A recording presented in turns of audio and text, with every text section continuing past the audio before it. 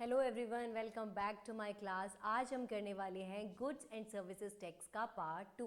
Part 1 में हमने देखा था जीएसटी क्या होता है, इनवर्ड जीएसटी क्या होता है, आउटवर्ड जीएसटी क्या होता है, कैसे उनको एडजस्ट करते हैं। सारी जीएसटी से रिलेटेड ट्रांजैक्शंस हमने देख ली थी। आज की क्लास में हम उन सभी ट्रांजैक्शन से रिलेटेड एक फुल फ्लैज क्वेश्चन करने वाले हैं। तो चलिए स्टार्ट करते हैं। मैसेज शर्मा और सन्स के ट्रांजैक्शंस हमें दिए गए हैं। उनका सीजीएसटी का रेट 9% और एसजीएसटी का रेट 9% भी हमें बताया गया है और उन सभी ट्रांजैक्शंस की हमें जर्नल एंट्रीज पास करनी है। तो पहली ट्रांजैक्शन है started business with cash ₹6 lakh and bank ₹5 lakh.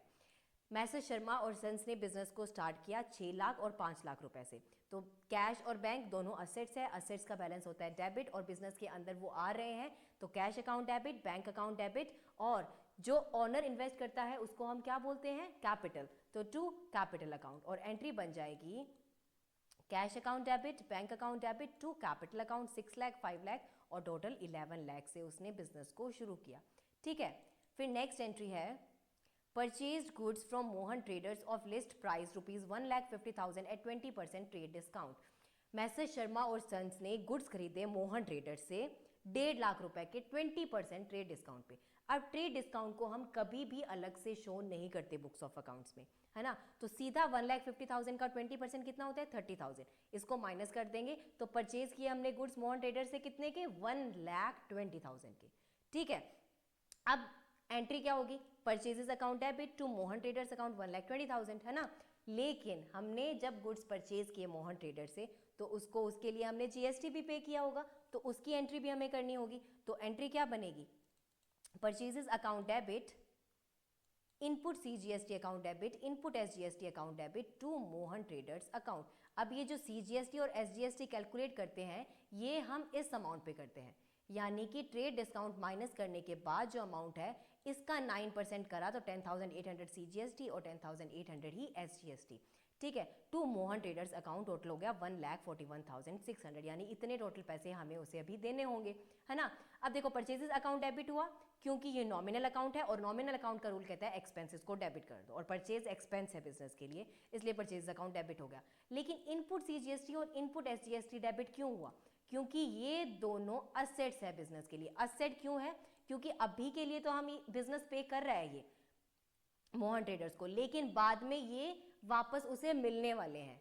ठीक है, ये जो आउटपुट सीजीएसटी वो कलेक्ट करेगा उससे हम इसे एडजस्ट करेंगे, इसीलिए ये हमारे असेट है। असेट का बैलेंस होता है डेबिट, इसीलिए इनपुट सीजीएसटी और इनपुट एसजीएसटी को भी हम कर रहे हैं डेबिट। ठीक है, फिर नेक्स्ट ट्रांजेक्शन है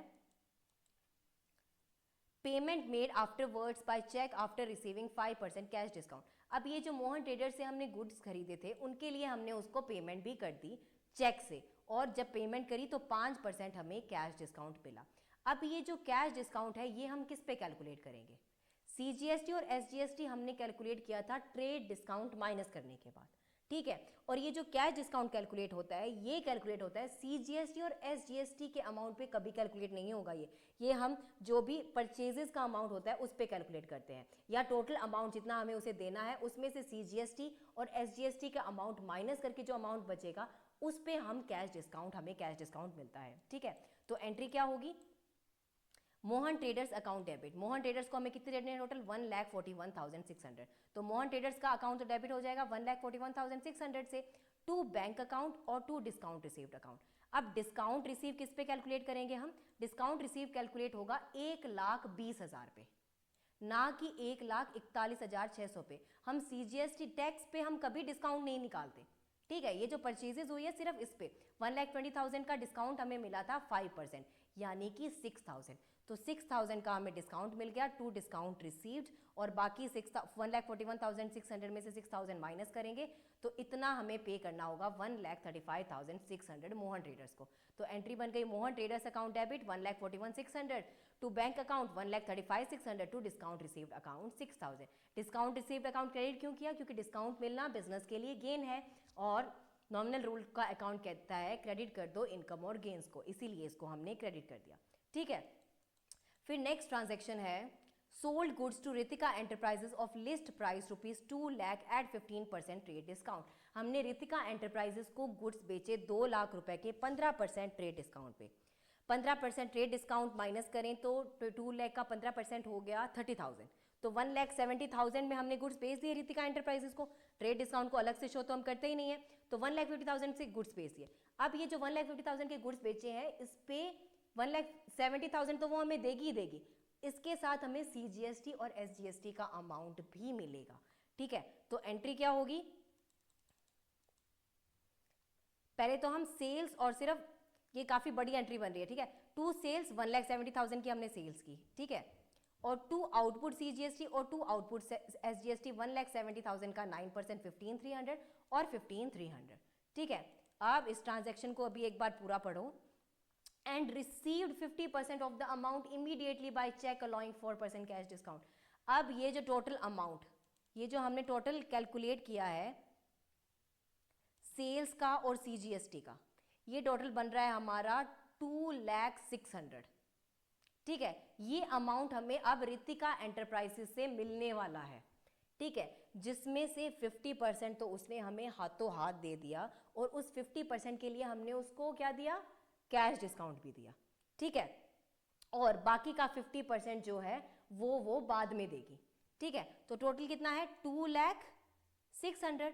अब देखो 1,70,000 में से 50% कितना हुआ, 1,70,000 का 50% हो गया 85,000 और 85,000। ठीक है, तो 85,000 तो उसने हमें अभी दे दिया, तो 85,000 अभी इसमें CGST का अमाउंट नहीं है, तो 85,000 पे 4% हम पहले डिस्काउंट चेक करेंगे। 85,000 का 4% हो गया 3,400, इतना तो हमें डिस्काउंट मिला।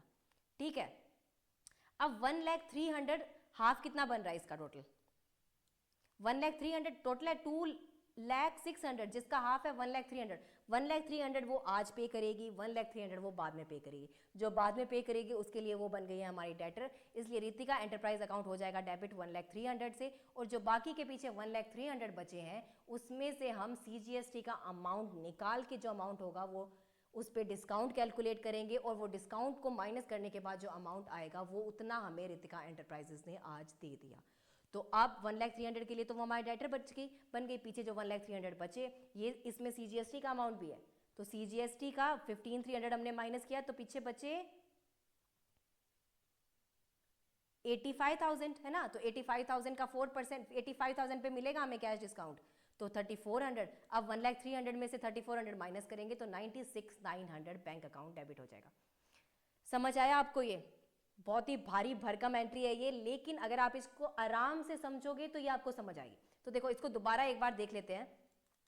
सबसे पहले तो देखो ट्रेड डिस्काउंट का तो हमें कोई एंट्री करनी नहीं होती, इसको सीधा आपको माइनस करना होता है, इसका कोई लेना देना नहीं है किसी चीज़ से। ठीक है, ट्रेड डिस्काउंट को माइनस करके आप यही सोचो कि इतने में हमने सेल्स करी है, तो 2 लाख का 15% हो गया 30,000, तो 1,70,000 से तो हमने कर दी sales.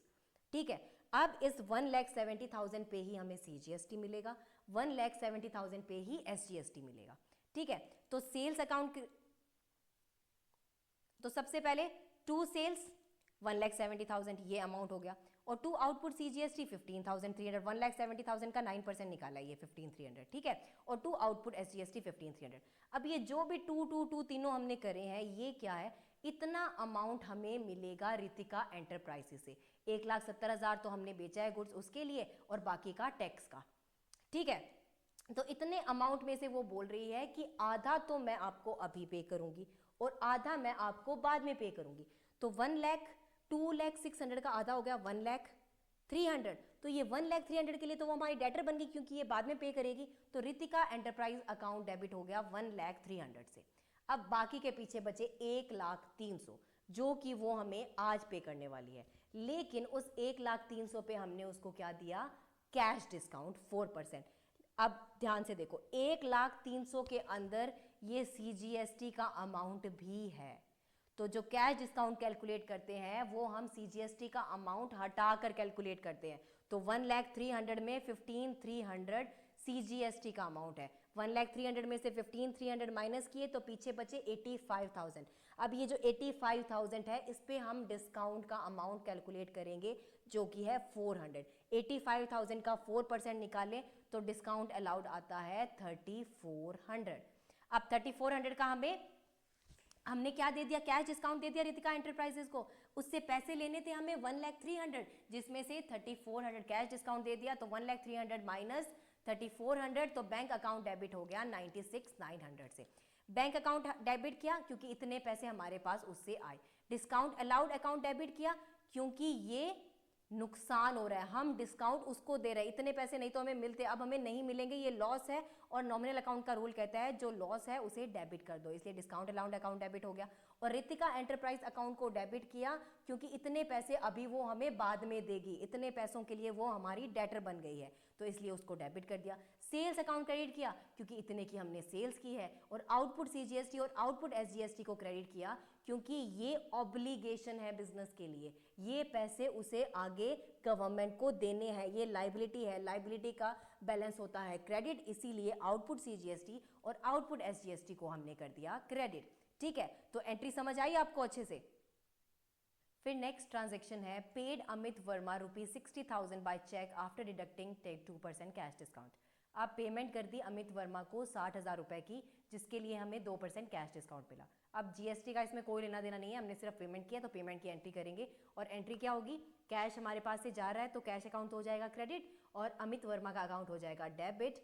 Amit Verma account debit 60,000 to cash account, Amit Verma का अकाउंट हो जाएगा डेबिट 60,000 से, जिसमें से हमने कैश दिया है 58,800 और बाकी हमें डिस्काउंट मिल गया 1,200 का, तो to discount receive 1,200। Discount receive credit हुआ क्योंकि ये गेन है बिजनेस के लिए, और नॉमिनल अकाउंट का रूल कहता है गेन को क्रेडिट कर दो, इसलिए इसको हमने क्रेडिट कर दिया। ठीक है, फिर नेक्स्ट ट्रांजेक्शन है withdrawn goods costing ₹15,000 for personal use. Owner ने गुड्स विड्रॉ किए 15,000 रुपए के पर्सनल यूज के लिए। अब जो भी वो पर्सनल यूज के लिए चीजें करता है वो सब क्या, उस सब को हम कहाँ लेके जाते हैं, ड्राइंग्स के अंदर, और ड्राइंग्स का बैलेंस होता है डेबिट, तो drawings account debit to purchases account, तो एंट्री हो जाएगी हमारी drawings account debit to purchases account 15,000। अब देखो हमारी परचेजेस कम हुई है, यानी कि जीएसटी का इन्वॉल्वमेंट होगा यहाँ पे। कैसे होगा, देखो जब भी हम कोई गुड्स परचेज करते हैं तो उसके लिए हम उसको जीएसटी देते हैं, जिसको हम बोलते हैं इनपुट जीएसटी। गुड्स परचेज के लिए इनपुट जीएसटी होता है, और जो अब वो जो गुड्स हमने परचेज किए उसको आगे जब हम बेचते हैं तो उसके लिए हम आउटपुट जीएसटी कलेक्ट करते हैं। फॉर एग्जाम्पल इनपुट जीएसटी उन गुड्स के लिए हमने दिया 100 रुपये, और आउटपुट जीएसटी हमने उस गुड्स के लिए लिया 200 रुपये, तो उस 200 में से पहले हम अपना इनपुट जीएसटी एडजस्ट करते हैं 100 रुपये, और बाकी के जो 100 रुपये होते हैं वो हम गवर्नमेंट को दे देते हैं, इसीलिए इनपुट जीएसटी क्या होता है, असेट होता है। लेकिन अब क्या हो रहा है, गुड्स विड्रॉ कर रहा है ओनर अपने पर्सनल यूज के लिए, तो अब हम उन गुड्स को बेच नहीं पाएंगे, है ना, तो वो जो इनपुट जीएसटी हमने दिया था वो कलेक्ट भी नहीं हो पाएगा, तो वो इनपुट जीएसटी अब असेट नहीं रहा, वो इनपुट जीएसटी एक्सपेंस बन गया है बिजनेस के लिए, क्योंकि वो अब हम कवर नहीं कर सकते आउटपुट जीएसटी के थ्रू, तो वो इनपुट जीएसटी एक्सपेंस है, और ये एक्सपेंस भी हम किससे चार्ज करेंगे, ओनर गुड्स विड्रॉ कर रहा है तो ओनर से ही चार्ज करेंगे, इसीलिए drawing accounts debit to input GST account और टू इनपुट एसजीएसटी अकाउंट।